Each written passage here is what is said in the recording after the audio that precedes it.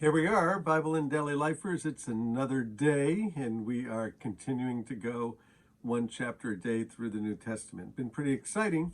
We're in Matthew chapter 8, following after the Sermon on the Mount, Jesus' best known sermon. We called it the Manifesto of the Kingdom, and it built a little bit right in the middle of chapter 6, where Jesus said, "Let your kingdom come." Well, where there's a kingdom, there's a king.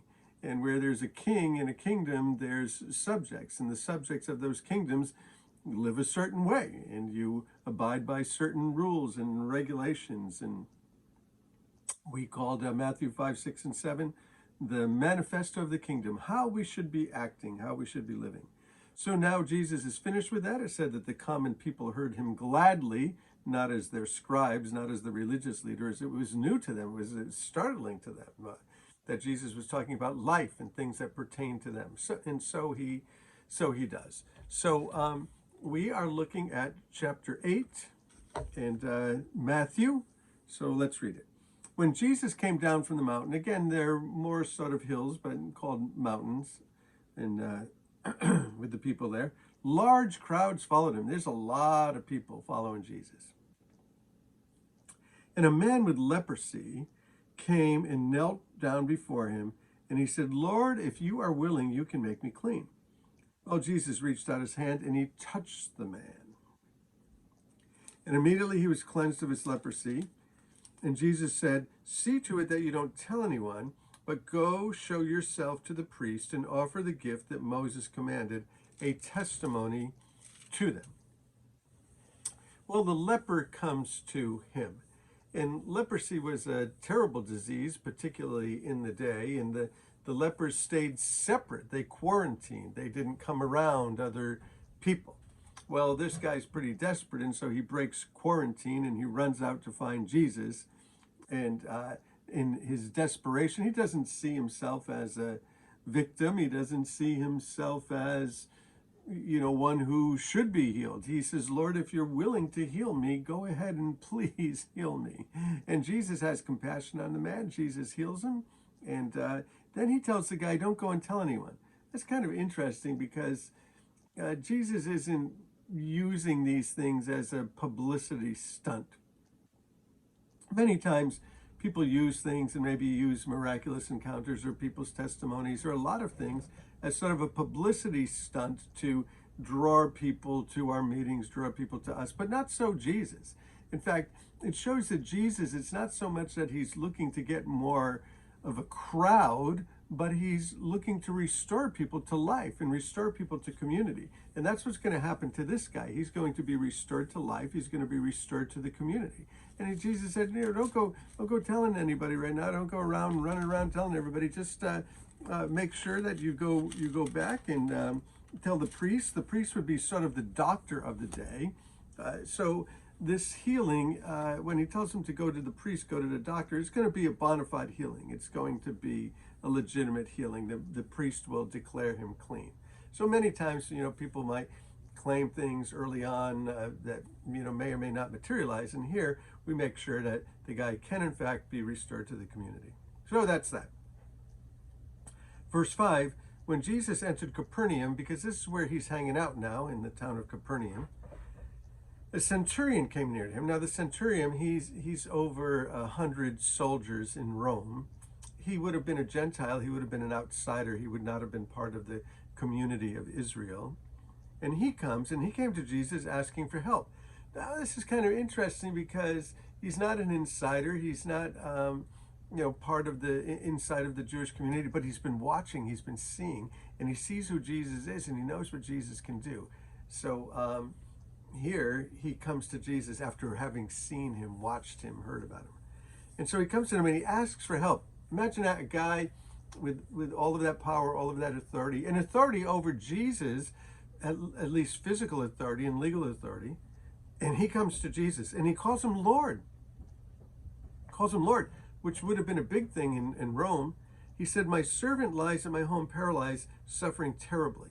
Now this guy, he cares about his servant. He cares about his servant at his house. The guy is an amazing person. And Jesus said to him, "Well, should I come and heal him?"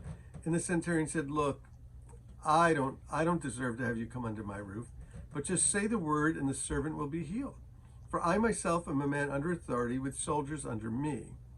I tell one go and he goes. I tell that one come and he comes. And I say to my servant, do this, and he does it. He understands authority. When Jesus heard this, he was amazed, and he said to those following, which are the Jewish people who are the insiders, right? Because he's an outsider, he's a Gentile. And the gospel hasn't gone to the Gentiles yet. It's just coming to the Jewish people, the Hebrew people primarily. And Jesus said, truly, I tell you, I have not found faith with anyone in Israel like this guy. Well, the people who were supposed to have it don't see it, the religious people. And this outsider, he sees it and he wants it and he gets it. And he said, I say to you that many will come from the east and the west, and they will take their places with the feast of Abraham, Isaac, and Jacob in the kingdom of heaven.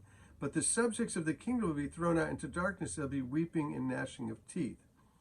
So what's he saying? Again, this is the same thing that John the Baptist said. You're trusting in your religion. You're trusting that your grandfather was a Methodist minister, that your grandmother used to read you the Bible, that your aunt used to take you to church on Easter and Christmas, and you trust in all of those things. You trust in your heritage. You trust in your national identity. You trust in your history.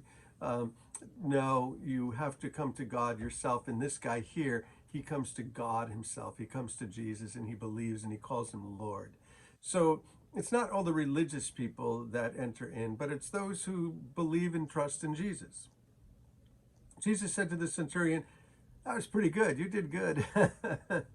He said, go and let it be done just as you believed it would be done. Just go. You understand authority. You understand who I am. And I'm going to have compassion on you, and go ahead and do it. And the servant was healed at that moment. So these are two miracles, certainly, but they're miracles of compassion.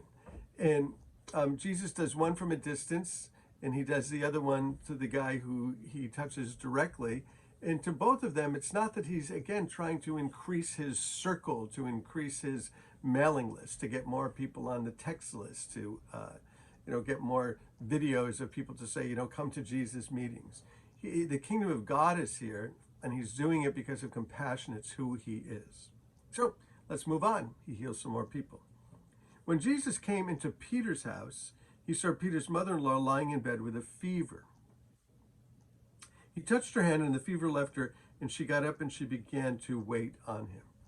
So Jesus is doing it to the leper who he's never really met until a leper comes up to him. He heals the centurion's servant from afar. And now he goes into Peter's house. He's hanging out with Peter. He's living there in Capernaum as Peter's living there in Capernaum, in Peter's house. And he saw his mother-in-law lying in the bed. So it seems as though Peter and his wife had Peter's wife living at their home. Jesus heals her. As soon as she's healed, she begins to serve. So when do you start serving Jesus? Do you wait a while? Do you have to learn a lot of stuff? Do you have to learn a lot of doctrine, go to a lot of classes?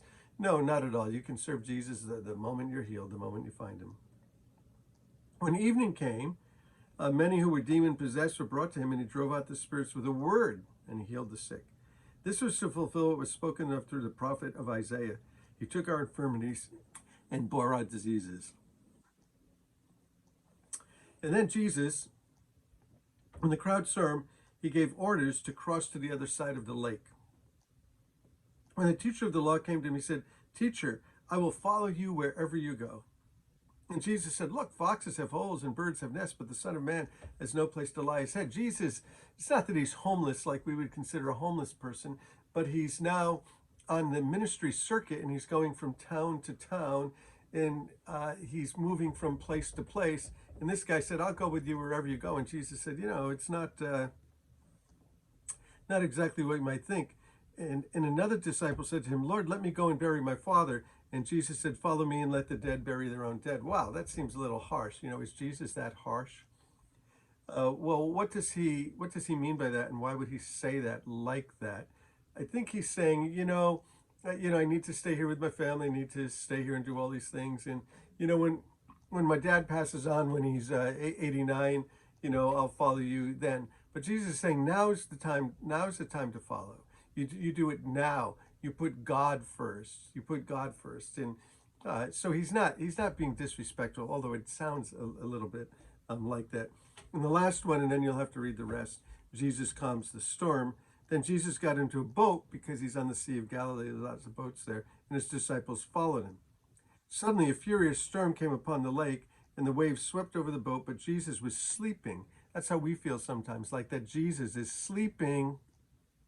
There's a storm, and Jesus is sleeping. The disciples went and woke him, and they said, Lord, save us. We're going to drown. And Jesus said, you have little faith. Why are you so afraid? He got up, he rebuked the wind and the waves, and it was completely calm. And the men were amazed, and they said, what kind of man is this that even the wind and the waves obey him? And the Sea of Galilee, it's sort of in a basin. And many times I've been there in the Sea of Galilee when it's been calm and a storm comes and just starts to churn up that water. So these guys are fishermen. They'd been on the water quite a bit. So this must have been quite a severe storm that sort of suddenly came upon the Sea of Galilee, that they're afraid. And Jesus is sleeping while they're afraid. We feel the same way. Jesus, what are you doing? You're sleeping. Well, listen, the storm is all around them. Jesus is there. But the storm is in the boat too, and Jesus is in the boat. So Jesus is with us, and he'll calm our storms. He calms my storms. So trusting in Jesus, let's continue to just go through the New Testament, one chapter a day. We'll be in chapter 8. So find us on Bible and Daily Life on YouTube, I think maybe iTunes, Facebook, Calvary Chapel 316. Hey, bless you guys. You are loved by God. Peace, peace, grace, and mercy. You are loved by God. You are loved by God. Peace. Hey, love you guys. See you soon.